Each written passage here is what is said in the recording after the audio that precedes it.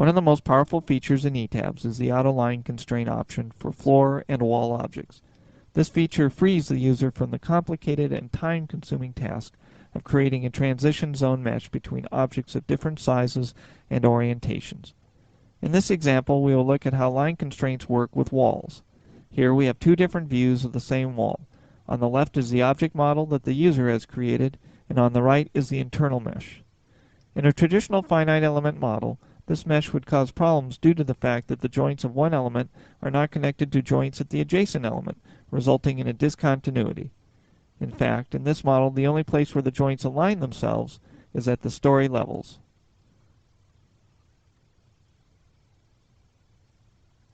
However, with ETABS, the AutoLine Constraint option, found under the Assign Shell Area command, automatically defaults to constraining these unconnected joints to the line edges of the adjacent elements, thereby eliminating the need to create a transition mesh. Now let's see how this works. We will run an analysis containing a lateral static load case.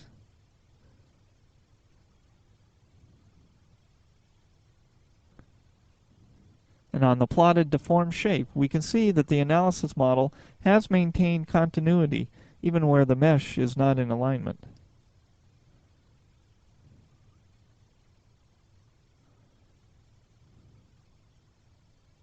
This result is also echoed in the display of the wall stresses.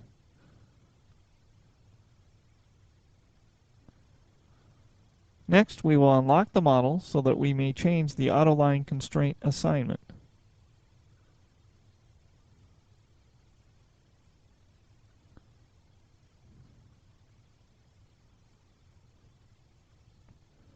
For this analysis, we will remove the line constraints. To change the assignment, start by selecting a wall object and go to the Assign Shell Area AutoLine Constraints command.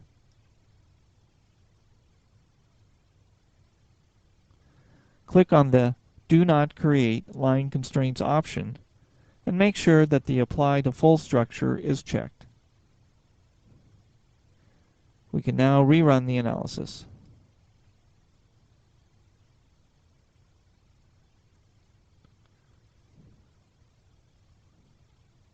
The deformed shape now shows how the spandrel beams, without their ends constrained, can move almost independently of the adjacent walls.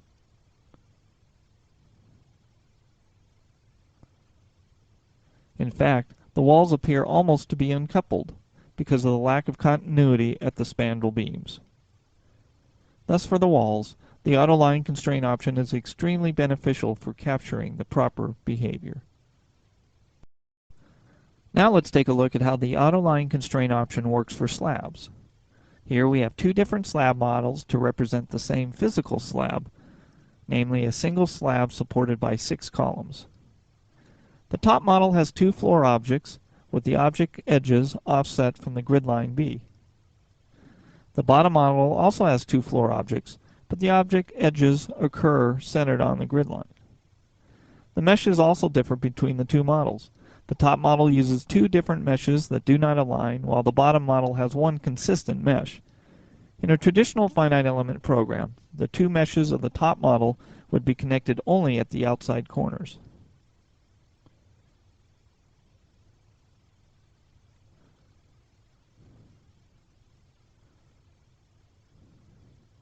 Now let's run the analysis.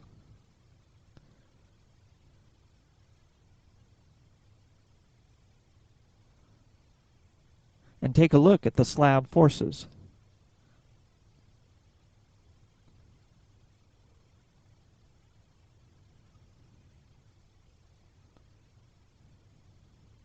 Although the 2 force plots are not identical, they are reasonably close, which shows that even with variations in meshing, the AutoLine Constraint option does a good job of capturing the appropriate behavior. Next, we will remove the AutoLine Constraint. Start by unlocking the model and select both slab objects of the top model. Go to the Assign Shell Area AutoLine Constraint command and select the Do Not Create Line Constraints option, and make sure to uncheck the Apply to Full Structure box, as we only wish to change the constraints on the top model. rerun the analysis, and display the slab forces.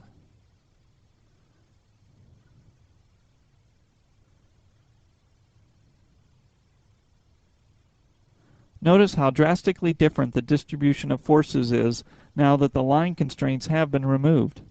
This would be the default results obtained with a typical finite element program. We have looked at how AutoLine constraints work with walls and slabs individually, and now we will look at the situation where the model involves both. In a typical finite element program, one of the most difficult modeling tasks occurs at the intersection of walls and slabs, as the meshing of the two objects is almost always different.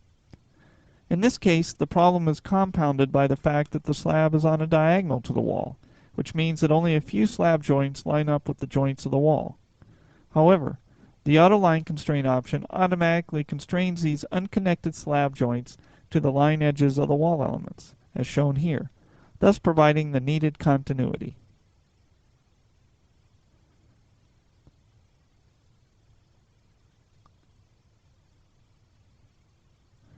We will run the analysis,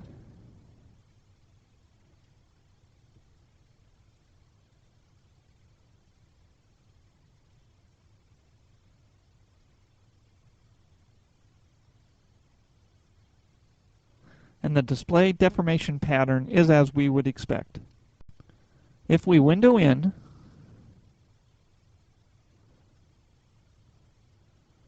note how the wall and slab are connected and deformed together, with the slab spanning from the wall to the outer frame.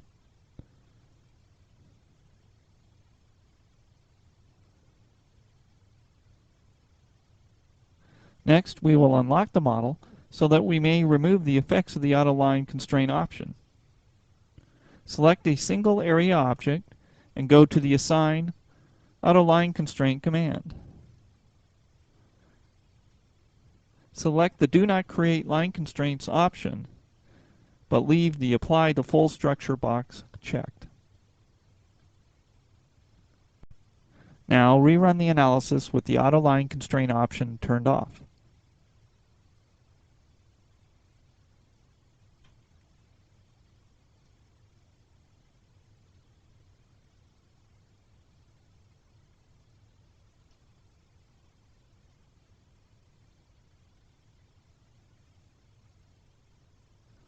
This analysis results in a deformed shape that is completely inappropriate due to the fact that the slab is connected to the wall at only a few points.